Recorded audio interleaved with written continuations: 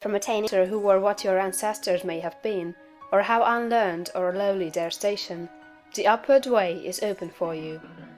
There is no such thing as inheriting a fixed mental position. No matter how small the mental capital we receive from our parents, it may be increased. No man is born incapable of growth. Heredity counts for something. We are born with subconscious mental tendencies, as for instance, a tendency to melancholy or cowardice, or to ill temper. But all these subconscious tendencies may be overcome. When the real man awakens and comes forth, he can throw them off very easily. Nothing of this kind need keep you down. If you have inherited undesirable mental tendencies, you can eliminate them and put desirable tendencies in their places. An inherited mental trait is a habit of thought of your father or mother impressed upon your subconscious mind. You can substitute the opposite impression by forming the opposite habit of thought. You can substitute a habit of cheerfulness for a tendency to despondency. You can overcome cowardice or ill temper.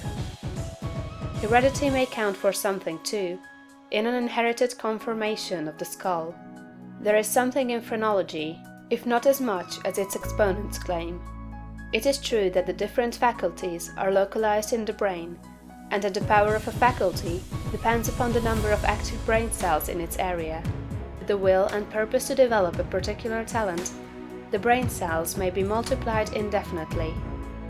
Any faculty, power, or talent you possess, no matter how small or rudimentary, may be increased.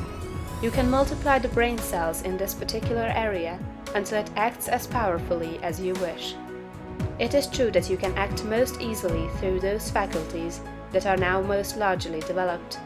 You can do, with the least effort, the things which come naturally, but it is also true that if you make the necessary effort, you can develop any talent. You can do what you desire to do, and become what you want to be. When you fix upon some ideal, and proceed as hereinafter directed, all the power of your being is turned into the faculties required in the realization of that ideal. More blood and nerve force go to the corresponding sections of the brain, and the cells are quickened, increased, and multiplied in number. The proper use of the mind of man will build a brain capable of doing what the mind wants to do. The brain does not make the man makes the brain. Your place in life is not fixed by heredity, nor are you condemned to the lower levels by circumstances or lack of opportunity. The principle of power in man is sufficient for all the requirements of his soul. No possible combination of circumstances can keep him down, if he makes his personal attitude right and determines to rise. The power which formed man and purposed him for growth also controls the circumstances of society, industry, and government. And this power is never divided against itself. The power which is in you is in the things around you, and when you begin to move forward. Man was formed for growth, and all things external were designed to promote his growth. No sooner does a man awaken his soul and enter on the advancing way, than he finds that not only is God for him, but nature, society, and his fellow men are for him also, and all things work together for his good if he obeys the law. Poverty is no bar to greatness, for poverty can always be removed. Martin Luther, as a child, sang in the streets for bread. Linnaeus, the naturalist, had only $40 with which to educate himself. He mended his own shoes, and often had to beg meals from his friends. Hugh Miller, apprenticed to a stonemason, began to study geology in a quarry.